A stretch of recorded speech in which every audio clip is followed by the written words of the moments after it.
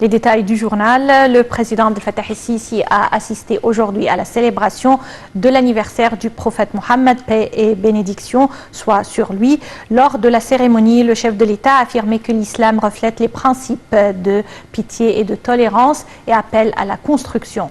Le président el-Sisi a aussi défendu les valeurs religieuses, se prononçant contre les insultes contre les prophètes. Le grand imam de l'Azhar, Cheikh Ahmed Al-Tayyib, a quant à lui annoncé le lancement d'une plateforme électronique en plusieurs langues afin de présenter l'image réelle du prophète Mohammed. Paix et bénédiction soit sur lui. Et pour plus de détails, un commentaire de notre envoyé spécial Hani Farag qui était sur place. Ça suffit de porter atteinte à nous, ça suffit de blesser les sentiments, les valeurs de plus d'1,5 milliard de musulmans dans le monde. C'est ce qu'a déclaré le président Abdel Fattah el-Sisi au cours des cérémonies de célébration de la commémoration de l'anniversaire de naissance du prophète Mohammed. Le président a martelé que l'arrogance par la liberté est un genre d'extrémisme quand elle nuit aux droits des autres, alors que ce sont les bons mœurs qui prévalent à la fin du compte. Cette journée est une occasion pour étudier l'histoire, la vie et la place du prophète Mohammed. Auparavant, les enfants ont appris l'histoire du prophète après le Coran. C'est pourquoi nous devons avoir une méthode concernant comment suivre les instructions du prophète quand il était un époux, un fils, un père. En fait, nous avons des manques à propos de telle partie. Le prophète a dit que celui qui est très proche de lui, celui qui adopte les bonnes mœurs à travers la paix, nous pouvons vivre dans notre maison et avec nos voisins. C'est le message que portent les prédicateurs musulmans. Le président a dit que l'islam est basé sur la coexistence et pacifique entre les gens, en assurant que la formation de la conscience exige la coordination des efforts des institutions religieuses, éducatives, culturelles et médiatiques afin d'arriver à façonner la personnalité indienne qui est capable de faire face aux défis et aux rumeurs, de distinguer le vrai et le faux. Le président a également exprimé son appréciation au rôle considérable qu'assument les institutions religieuses dans la diffusion de la pensée lumineuse. D'après le président, le message de l'islam reçu par le prophète Mohammed est révélé pour que la liberté de la croyance, du choix et de penser l'emporte. Pourtant, les libertés ne sont pas absolues, afin que les personnes ne les transforment selon leurs inclinations en des chaos qui légalisent les actes de sabotage et de destruction. C'est ce qu'a ajouté le président. D'après lui, la charia islamique s'est établie sur la construction et non pas sur la destruction. D'où provient l'importance de la conscience, de la sensibilisation et la lourde mission qu'assument les oulémas face à ceux qui essayent de décontextualiser les versets du Coran et aux autres qui comprennent la religion selon de mauvaises exégèses. Le président a rappelé que les musulmans du monde ne peuvent pas porter la responsabilité de certains pervers. Il a conclu, je cite, « Si tu aimes le prophète, donc tu dois être éduqué par ses instructions et suivre ses mœurs. » Il y a de fausses citations que l'ijtihad ou la recherche scientifique et religieuse a pris fin, car on fait le Coran et le prophète qui vit entre nous, c'est notre référence. Notre problématique en tant que prédicateur, c'est comment appliquer les textes sacrés du Coran sur les réalités contemporaines qui changent toujours d'une ère à une autre. Cela exige ainsi de préparer et de former d'une manière particulière et distinguer les prédicateurs afin qu'on trouve un nouveau Shafi'i ou Abu Hanifa qui vivent entre nous dans cette époque et de savoir qu'est-ce qu'il marche en tant que nouveauté dans cette ère.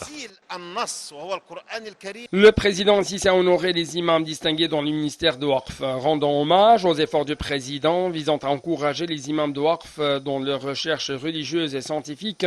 Le ministre de Waqf a affirmé que toute cette élite des oulémas soutenait le président Sisi dans la bataille de la construction de la patrie pour laquelle ils doivent sacrifier leur sang. Selon Dr Mohamed Mukhtar Gouma, les déplacés et les réfugiés ne peuvent ni ériger des patries ni défendre des religions. Le ministre de Waqf, Dr Mohamed Mukhtar Gouma, a également révélé que la traduction de l'amour envers le prophète Mohammed, c'était de suivre ses traditions. D'après lui, le monde entier va nous respecter si les musulmans comprennent bien l'essence de leur religion.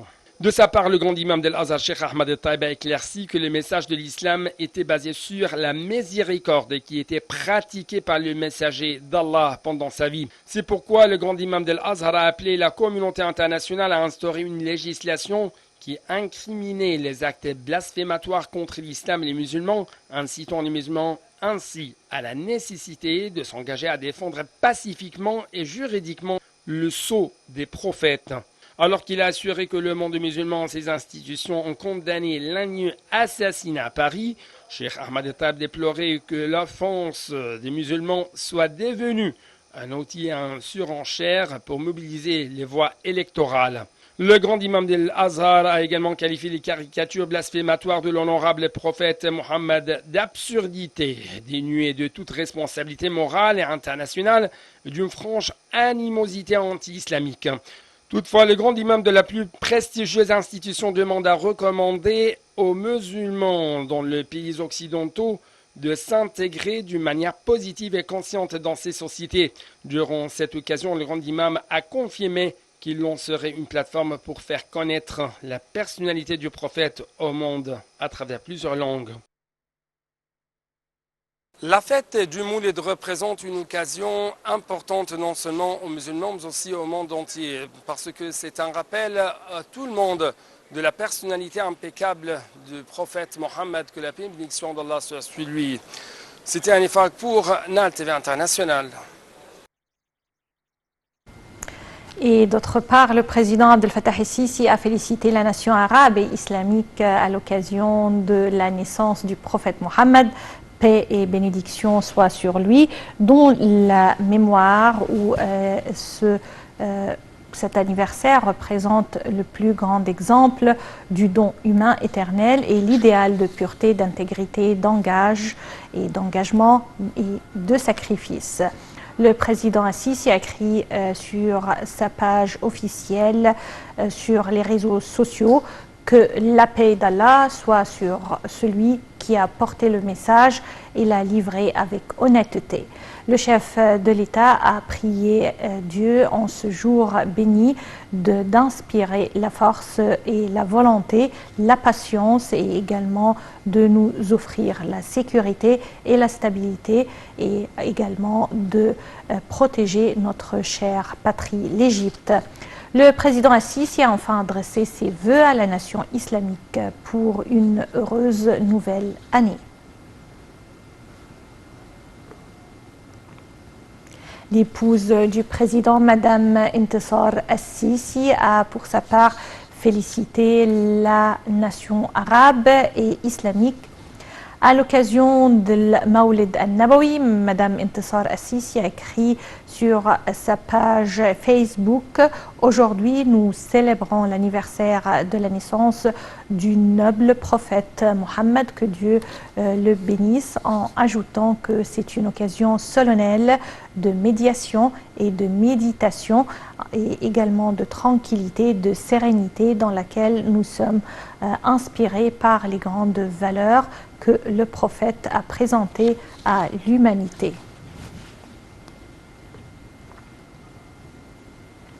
Le président Abdel Fattah el-Sisi a tenu une réunion avec le Premier ministre Dr Mostafa Madbouli, le ministre de l'Irrigation et des Ressources hydrauliques, le ministre de l'Habitat, le ministre de l'Agriculture ainsi que le chef de l'autorité des génies des forces armées.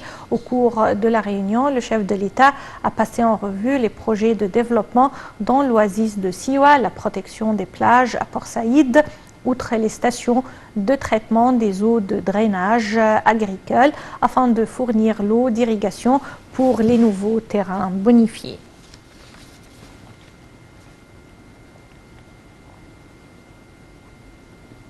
Le Conseil des ministres a tenu aujourd'hui sa réunion hebdomadaire sous la présidence du Premier ministre Dr Mostafa Madbouli. Au cours de la réunion, les ministres ont examiné un nombre de dossiers et des projets lois ainsi que des décisions. Outre le suivi des différents projets aux plusieurs gouvernorats, le Conseil a également passé en revue les mesures prises selon les directives du président Abdel Fattah el-Sisi concernant l'assurance sociale et les dossiers de développement des secteurs de la santé, de l'éducation et de la culture, ainsi que les mesures prises pour prendre soin des personnes à revenus limités et de fournir les nécessités aux citoyens.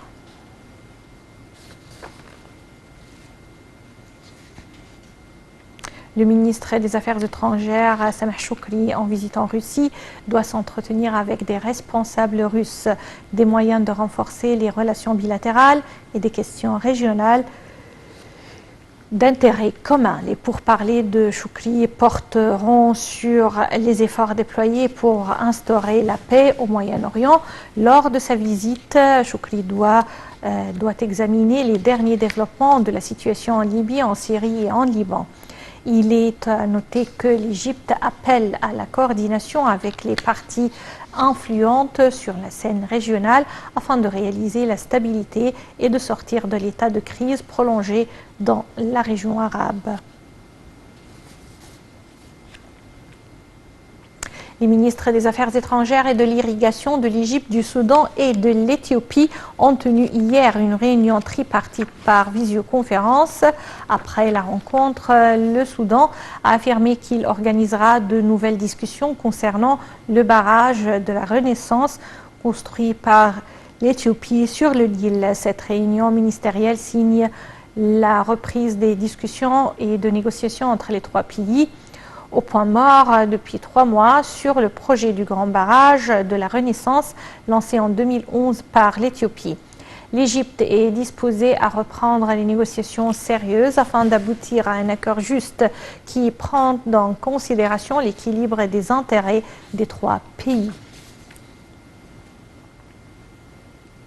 Le ministre adjoint des Affaires étrangères pour les affaires européennes, l'ambassadeur Badr Abdelati, s'est entretenu avec le directeur adjoint du bureau du président ukrainien pour les relations internationales et la délégation qui l'accompagne actuellement en visite au Caire. Le communiqué du ministère des Affaires étrangères a souligné que la réunion a abordé un certain nombre de questions au niveau des relations bilatérales, en plus de renforcer la coopération dans les domaines économiques et commerciaux. Les deux côtés ont discuté des moyens de travailler pour attirer plus d'investissements ukrainiens en Égypte et d'accroître la pénétration et l'arrivée des produits égyptiens sur les marchés ukrainiens, en plus de la fabrication conjointe dans le domaine des industries lourdes, le transfert de technologies de production.